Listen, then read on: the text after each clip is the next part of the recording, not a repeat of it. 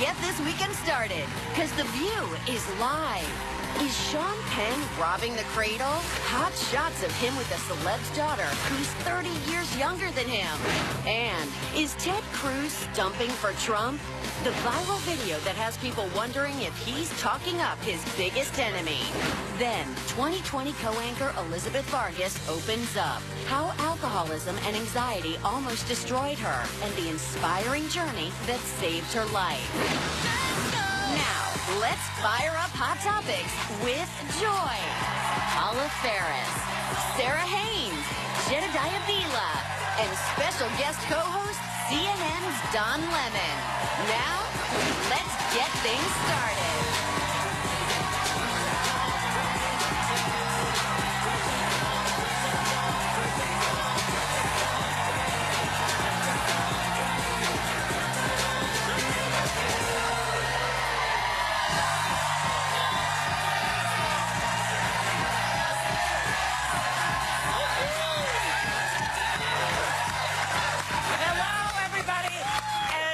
To The View, and joining us today. You look so young. Doesn't she look young? Stop it, shut up. It's Don Lemon, everybody. A guest, a Donald that we actually love and respect, Don Lemon. Joy is the host of CNN. What's the name of your show? CNN Tonight with Don Lemon. With Don Lemon. Yeah. You're a big deal when your name's in the title. Yeah, that's true. You are a very big deal, and you're a big deal today. That's why we have the champagne out here for you, Joy. Nice. We're raising a glass because it's your 35th birthday. Happy birthday. Cheers. And Joy, now throughout the show. In the eye, Joy. Oh, my gosh, what's going on? 7 years bad sex if you don't look in the eye. 7 years bad 7 years bad sex if you don't look us in the eye. It's too late, okay? Okay, so We have to say throughout the show, though, we're going to have some of your friends wishing you birthday wishes, but we're going to start out with somebody that just couldn't curb their enthusiasm. Who's It was that? your big day. Curb your enthusiasm. Susie? Roll the tape. Hey, Joy! Can I be honest? I don't really want to be doing this. I was a little concerned that you would have found out that I was asked and said no, and I would have ruined your birthday, of course. So just for the record, let's just say I'm doing this reluctantly, as I do most things, very reluctantly. But as long as I'm doing it, and I think I've already gone over my allotted time, have I not? Hey, by the way, if I have gone over my time limit, feel free not to use it. It's not going to kill me. I don't think anybody can be too upset by that. But as long as I was asked to do it, I may as well do it, right? Come on. Joy, happy birthday, and I hope to see you soon. that was very nice. Was that Joy or Steve? No, David that or was Steve? Larry. You know, Larry and I, when I had a show in 1987 on Lifetime, he was my writer. He was my writer. You guys go way back. We go back. That's awesome. Yeah, I love Larry. How funny is he? And Curb Your Enthusiasm is coming back. Yeah. And my girlfriend Susie Essman, one of the stars of the show, will be on it. I can't wait to see it again. That's cool. Okay, so, all right. It's one of the funniest shows on television. It really is. So can we do some hot topics now? Yeah. Okay, or we're going to just continuously talk about how old I am. We just want to keep drinking champagne. Okay, so Sean Penn was just photographed, which is my camera. Is this one here? Oh, yeah, there's nothing written in there. Joy, So I'll they're read all what your they got. cameras. Okay, so Sean Penn was just photographed kissing actor Vincent D'Onofrio's 24-year-old daughter, okay? Now, Sean Penn is 56. Let me put it in perspective. When he was in Dead Man Walking, she was learning to walk. Now, what... 32 years. Yeah, what do you think of that age gap? Is it too much or not really that I important? love a good spread of age. Oh, my gosh. That did not come out as a kid in my head. That's how it was in my head, so. I like an age gap. I once dated a guy that was 18 years older. 30-something is like 32 years is a lot. That's a lot. I mean, you don't share any references. Yeah. What do you talk about? Well, Don, what do they talk about? Well, Don, They're not doing much talking. I I mean, come on, You don't said you that think? to me earlier. Yeah, I don't think they're doing much talking. I don't see anything wrong with it. The only weird thing is that every article I read about it, they never mentioned his age. Or like, Ever. you know, Sean Penn is dating Yeah, a 24-year-old. I think that's a little bit sexist. Yeah. It's a badge of I say- courage. But let me ask you something. Do you go both ways? I mean, older and younger? Older and Very younger? personal question. I usually date younger, but I'm not an ageist. I have to say that once I was dating someone who was a lot younger than me, and I went to his mother's 50th birthday party. I wasn't far behind. And one of her friends said to me, "You're so successful. Yeah. What year did you graduate?" And his mom looked at me and said, "I won't tell if you won't." You do have a baby face, but do you think you date young because you look a lot younger than you actually are? I like the energy and vitality of young people. I think they keep you young. But again, I don't mind dating someone who's older, but I think that it's just sort of... Yeah. Well, come on over here. Some old guy. How old are you? How old are you? Oh, okay. So you're 24. he's so you're 35. younger. He's 35. Yeah. I don't see anything wrong with it. I think age is nothing but a number. And, you know, at a certain point, though, I mean, look at men. Men have, you know, they have kids when they're in their 80s and 90s. I know, but that sperm's not great, to tell you the truth. It's not. I'm sorry. How would you know? How would you know? Because I've read about it. It's like, it's not... Joy, you're It's dating not a your younger man. top-of-the-line sperm, okay? Wait a second. I think all of us here have younger men, including... I'm a cougar. Yeah, I'm a cougar, you're a cougar, but Jedediah, you're really a cougar. You put the coug in cougar. Don't you find that the younger ones... What time did you pick him up from school today?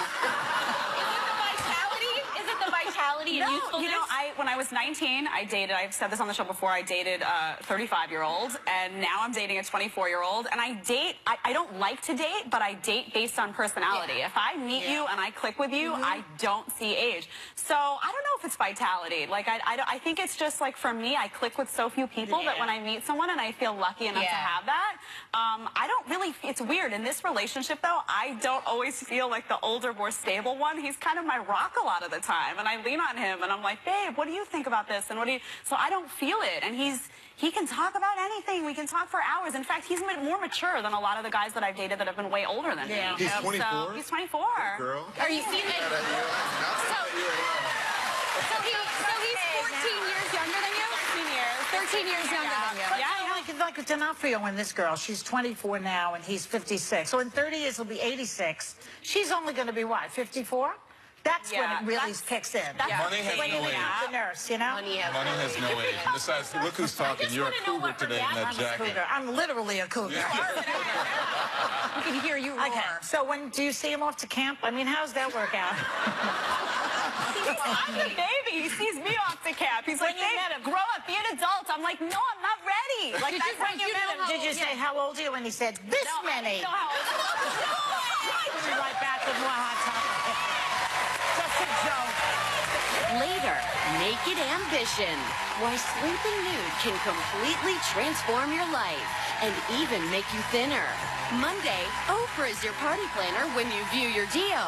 We partnered with vendors for half off O Magazine's picks for holiday bashes all season long.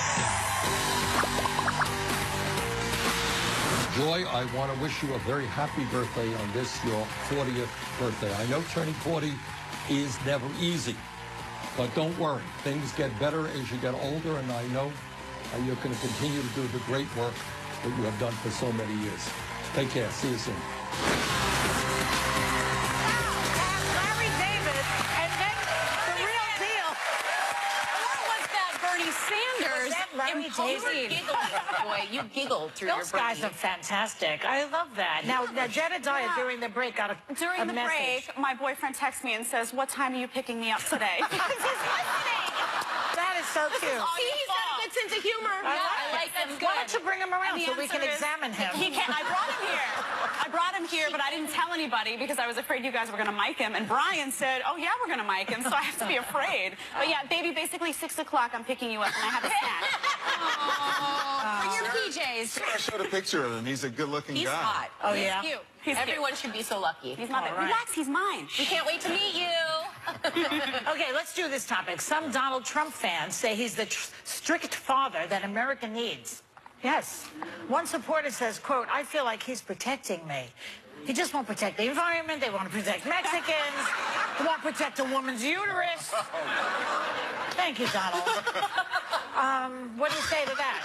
This made me laugh a little bit because I get why people are saying this, but like when I think of my dad, I once wrote on an online profile, the one where I met my husband, I said, I want a man who does the right thing when no one's watching because that's my dad. Like my dad's a very stand-up, classy man. Yeah. So it's funny because there's a juxtaposition I can't remedy in my head. Donald Trump and my dad are so different that there's nothing fatherly or paternal about him because I rate every man or daddy like my dad and that he doesn't even... What do you think, Don? You think he's paternal? Well, listen, I'll just say this. My dad is no longer with us, and that my dad is my dad and will always be my dad. But I find it interesting that, I think women can be protectors as well. Of course. Because I grew up with a single mom.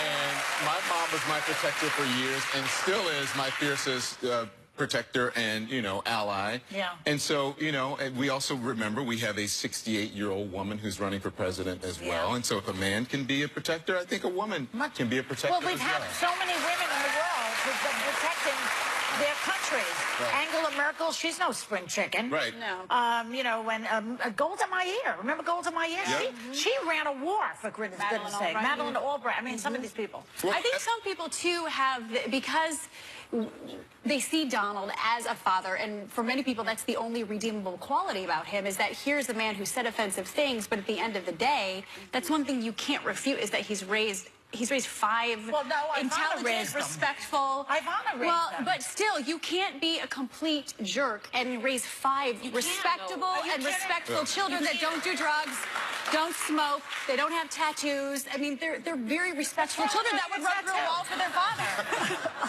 They would run through a wall for their father. what's wrong with smoking?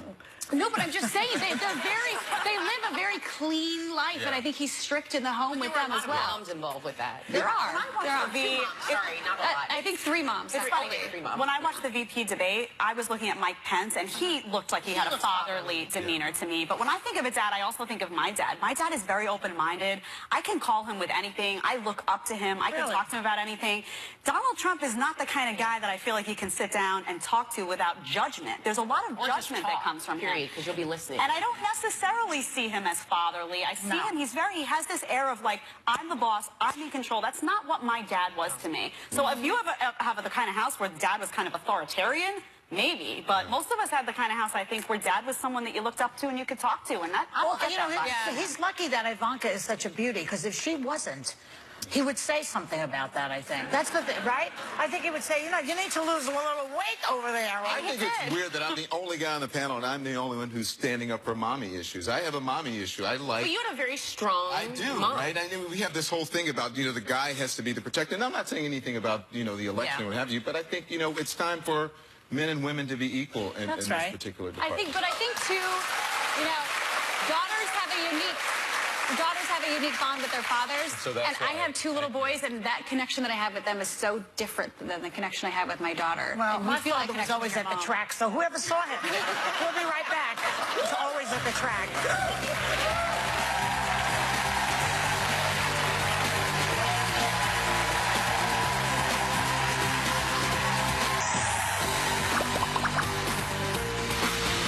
Hi, Joy. It's your husband, Brad. Happy birthday, honey. And you are no longer a cougar. You are now a saber-toothed tiger. Love you. See you back at the trailer. Joy, for your birthday, I wanted you to know that you are one of my top 8 favorite people currently on The View. That's so cute. All these guys, I didn't know I had so many boyfriends. Well, hello. Yeah. So welcome back. Let me ask you something. Did you know that you can reduce stress, boost your confidence, and even lose weight just by sleeping naked? Apparently, you also sleep better. So, anyone here sleep nude? Paula? Surprisingly, no. I'm an exhibitionist, but I like my clothes on. I know 2 people that sleep naked, and I don't want to like draw attention. What are you to talking them. about? These two? There are other things you can do when you sleep naked too. Yeah. I mean, Yeah, besides hello. But they say you can lose weight when you can sleep lose weight. naked. It produces more brown. sleeping, It though. produces more brown fat, You're which thinking- burns more energy. Wait, And she that's thinks what- it's scientific take on it. She thinks No, it's from it's sex. activity. No, I mean, that's you're not what they naked. mean. No, that's not what No. that's what I mean. They're but- talking about the Well, room. that's why you sleep naked. That's No, I like to sleep naked. I feel very free. The only thing is I do get cold. Like, it's great in the summer, but Hence then in the the clothing winter... for the rest of us. So my man finds me, like, just pressed, like I'm cold. It's cold to sleep naked, no? I have to say my brain is working really great today. It's at In the nude, in the nude. I got the- What is it? Only Naked at 8%? night. Oh, you guys are part of the 8%. Joy, do you sleep naked? Yes, she does. Yes, she does. No, I wear panties. I wear panties. But that's pretty nude. Just panties? I let the girls free, but don't learn Louise explore. I'm glad you guys all dressed up for us today. Let's do this topic, all right? Not to bring anyone down on a Friday, but this could be the saddest video you'll see all month. Remember how Ted Cruz was Donald's loudest opposition? Oh, how the mighty have fallen. Watch this poor thing. I urge you to come out and support freedom, the Constitution, and the Bill of Rights. You can vote by absentee ballot, and if you need help getting an application for an absentee ballot, the Republican Party of Texas can help you with that. Or you can vote in person. I just wanted to encourage you to come out and vote. Thank you, and God bless you. Hello, darkness, my old friend. I've come to talk with you again. Can you believe this guy is backing Donald Trump? I hate to bring it back to this, but I couldn't resist. He looks humiliated. And He Paul should. Ryan, too. Yeah. Who didn't say one good thing about Trump, said that he disagreed with everything. Yeah. And now he's backing him. What's feel going to like happen Paul to Ryan these can two? do a lot of, whereas Ted Cruz, I think, went willingly into that dark night. I think Paul Ryan had like internal party pressure. Don't you think? Oh, too bad. Both of them have. But it's gonna. had a Yeah, lot but of pressure. I think Ted Cruz went. He jumped ship early. But are you especially really if you surprised by have- this? I'm not really surprised. I mean, look at President Obama and Hillary Clinton back in 2008. I mean, they fought bitterly. She ended up being his Secretary of State, and now he's on the campaign trail for her. No, but As it's often not as the possible. same. Why is it not the same? Because it's Tell them why. Different because, first of all, Trump went after Ted Cruz with personal attacks. Yes. He went after his wife. He went after his dad.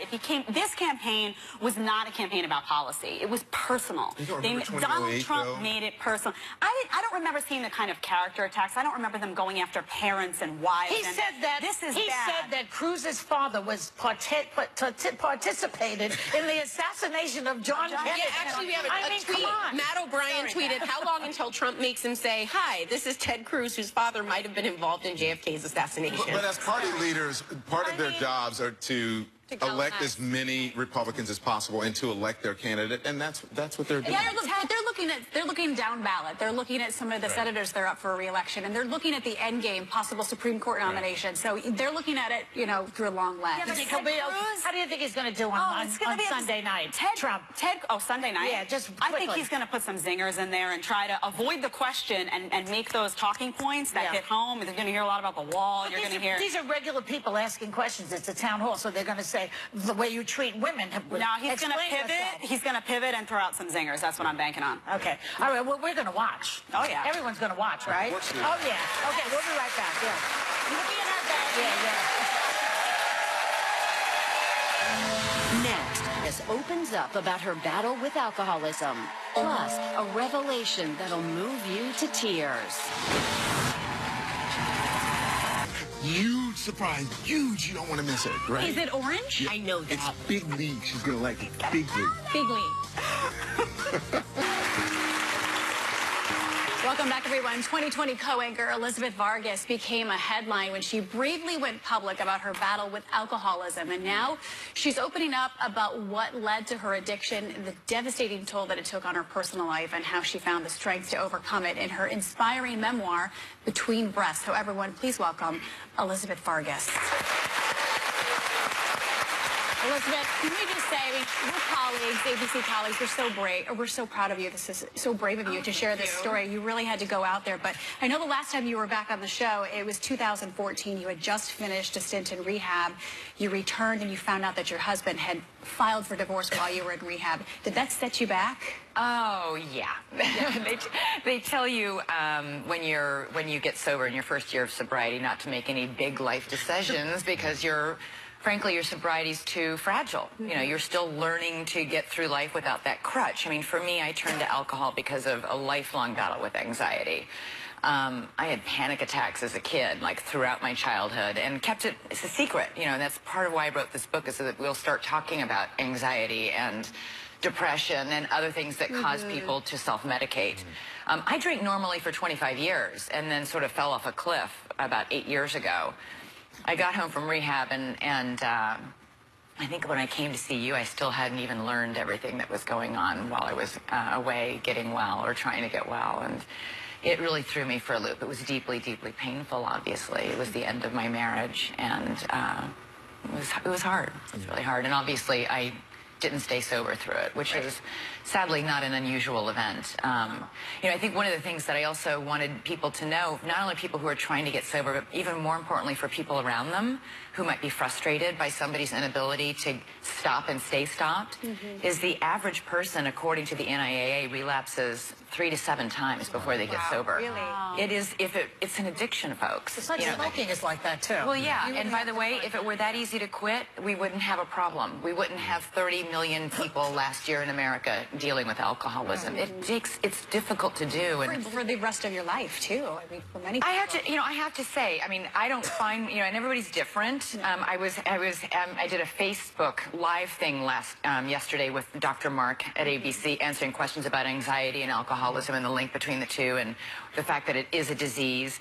And he was asking me, because we were at the Emmys last week, and he said, I toasted you with my drink. And one of the questions we got on Facebook was, is it hard for you to go out? It isn't for me. It isn't for me at all. In fact, I feel badly when I know people aren't drinking because of me. I feel a bit like Typhoid Mary, like you're not going to invite me out to dinner with you. Yeah. Don't invite Elizabeth. Nobody can have a drink if she comes. And for me, that isn't a problem. But for other people, it might be. And it's incumbent on you to do what you need to do to protect yourself and take care of yourself. Do you think there's a genetic disorder, components? Yeah. Oh, absolutely. We know there's a genetic link. There is. If you have a parent who's an alcoholic, you have a 50% chance, according to doctors, of being an alcoholic yourself. It doesn't mean you will become an alcoholic. It just simply means, like for my sons, I'll make sure, they know everything. They watched the special I did with Diane with me, and I'll have them read the book when they are old enough to do so. But they know everything that's in the book. There isn't anything in there or I put out there. Do you have it in your family? Do your parents, I have an aunt and an uncle, but not my parents. But it doesn't mean you definitely will become an alcoholic. It just means you're maybe more at risk. To be honest, for me, I think the biggest risks are, for me, like anxiety. 60% of women who are alcoholics are anxious. 60%. It's only 35%. Sarah, you deal with anxiety, too. Yeah. No, go ahead. Well, I had received your book before, and I didn't get a chance to read it. What? There's a lot going on, but I have to say, I sat down. I'll come over and do a reading for you. I was on the air last night until 1 a.m. because of the hurricane, but I actually got home and I started reading your book, and I really related to it because in my own family, I've dealt with that. People hiding alcohol bottles, right? People taking breath mints, and you do what you can to hide it. What's your advice to people who may be unwilling or unable to get help? Well, gosh, you can't make somebody do something they don't want to do. That's the painful reality, is you can't force someone to quit drinking. The alcoholic, the addict has to get to a point where they want that more, that they're willing to endure the painful recovery process of learning how to live life without that crutch. For the people around them, which I think is even a more important question because they're often so hurt by the alcoholic, I would say, listen, every case is different, but the one thing you should not do is shame the person. A person who's drinking or taking drugs addictively feels so much shame already. I guarantee you of that. Every single addict I've met feels so much shame about what they know they're doing, that if you just pile more shame on, you're going to drive them deeper into the addiction, because you'll do anything not to feel that shame.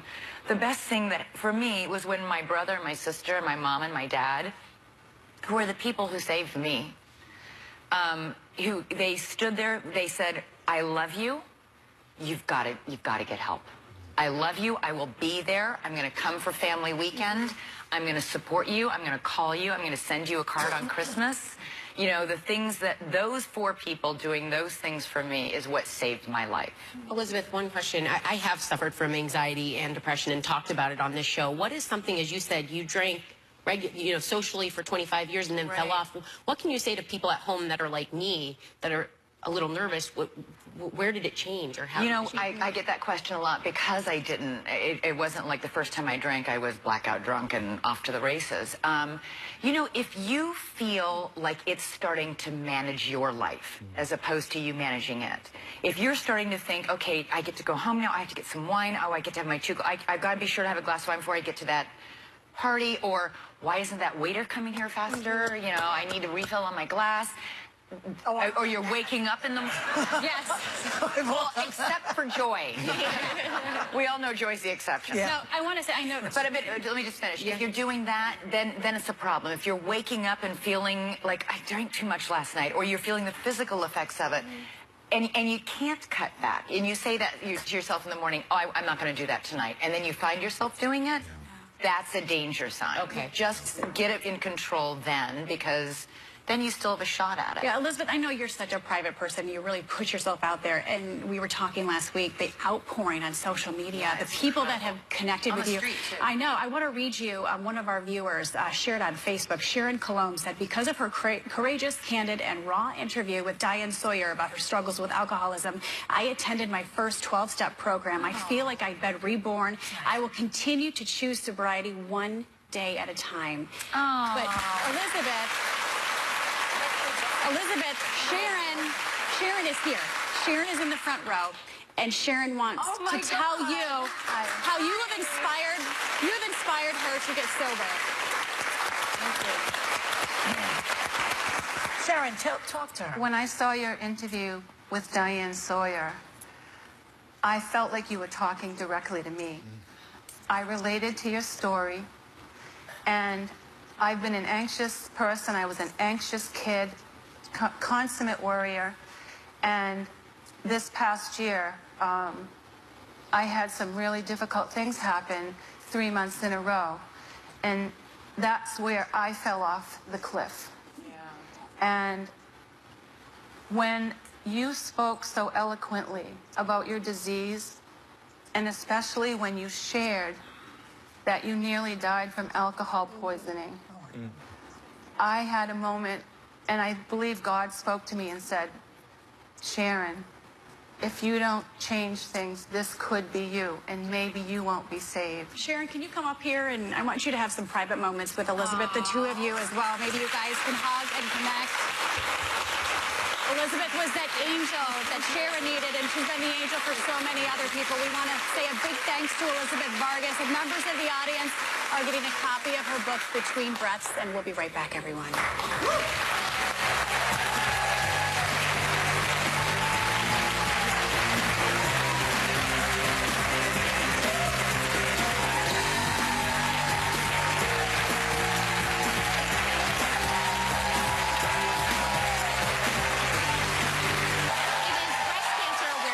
So we reached out to some View superfans who are also breast cancer survivors to see how much they really know about The View. We set up a scavenger hunt around a Rite Aid down the street, and this bunch of determined young ladies were ready to bring it. Take a look.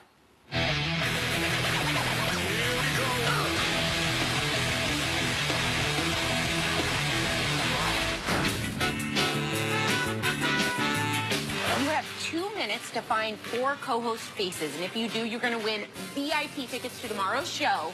Are you guys ready? Yes. Okay. She's been on The View since the very beginning and still looks as young as she did on day 1. To find the host with ageless skin, look in this aisle. Boy, ageless skin, you're welcome. Ooh, a little unstable, but really pretty. We're a good team. This co-host has a code name for getting busy with her husband that she calls ministry time soon. Getting hot in here. And she may find romantic greetings to send them in this aisle.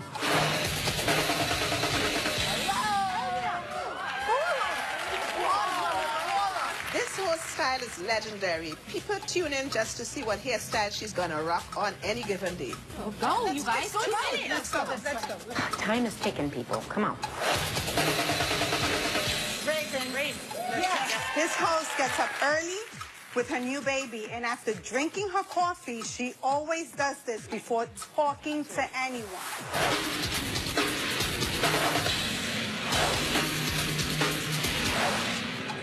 Now go find the real Sarah. Boo.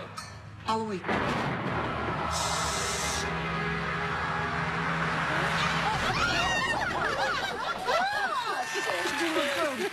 Miraculously, you guys finished that in under 2 minutes, so guess who's going to the show? Our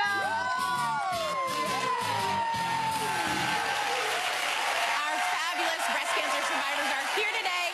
Please welcome Megan, Doris, Letitia, and Joan.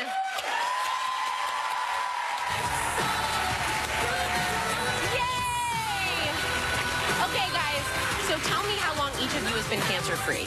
Almost 5 years.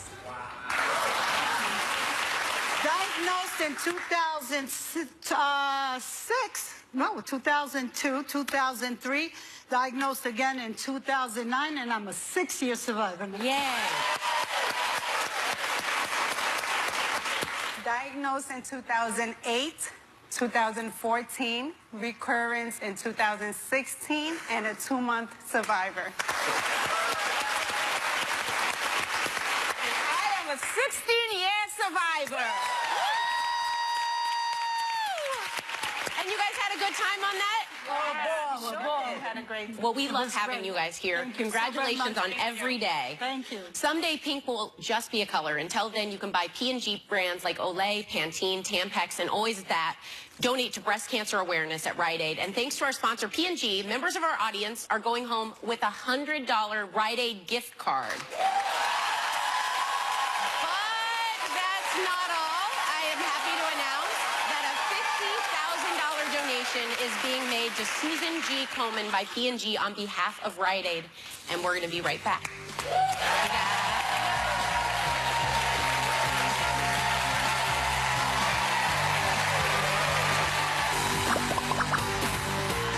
Joy, it's Sarah Silverman. I'm recording this in Los Angeles, where show business is. You should look into it. You're funny. Happy birthday. I love you. You bring your name to everyone you meet. And I mean that as because your name is Joy. It also means the word joy. No one's ever made that joke before. No one's ever made that connection before. That's why I'm a professional comedian. I've honed it over time. I love you. Happy birthday. Yes, I love Sarah. Do you not love Sarah Silverman? Oh, my God. And we love you, Joy. Joy, you're one of the nicest, kindest, Oh, that's such a youngest- lie. No, seriously, you are. And she also, we're neighbors. She shows up at my house unannounced all the time. She does? Yeah, in her So underwear. are you, for your birthday plans, tonight, are you going to show up at Don's? No, he's got to go cover the storm, so Yeah. he's not home. Yeah. I'm actually going to my hometown. But I want to thank everybody for the birthday wishes. I really do. Everybody was so lovely and sweet. You had to choose between Bernie Sanders? Well, and my biggest gift was having Don Lemon here, who, by the way, in the middle of the show, got some nice photographs from people. You should see what they sent him. You can't unsee what they send I him. don't normally talk about my love life on my show, but on this show, we talked about it, and boy, oh boy, check my Twitter feed. Talk There's about some big love. things happening. I think we also have another surprise, Joy. Yeah. What's this now?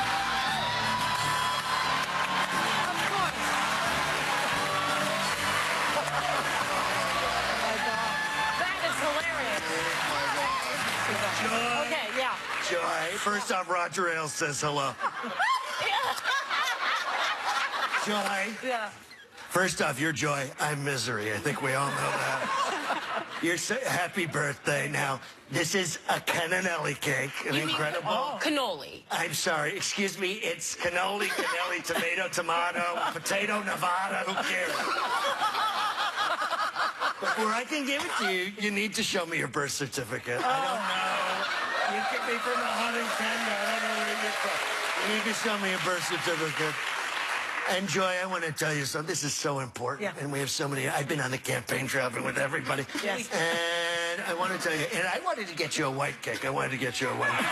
A white cake with vanilla, because I love white. I can't stand chocolate cake. I hate chocolate cake. I can't stand chocolate. I separate. When I go in, I separate the cake. I put the chocolate cake somewhere. My father and I have been evicting chocolate cakes from bakeries since the early 60s. But I want to tell you, Joy, and by the way, I have a security alert. You need to learn this. Have you heard that ISIS is in Italy? Have you heard about this? ISIS is in Italy. They're called Italian ISIS. They're called Italian ISIS. And they're cold-blooded. They're cold-blooded. Ice cold Italian ISIS. Well, there you go, Donald. We want to thank Donald Trump. You need to make a wish. Make a wish. Make a wish. Okay. Okay. Thank you to Donald Trump, also known as Anthony Atamanuik. You can catch his New York Comedy Festival show, Trump Dump, the last rally on Thursday, November 3rd at the NYU Skirball Center. And thanks to Palermo's Bakery for this delicious cake. Anything you'd like to say in closing? Joy, your wish has come true. Really? Juicy chicken bites and a tangy, sweet and spicy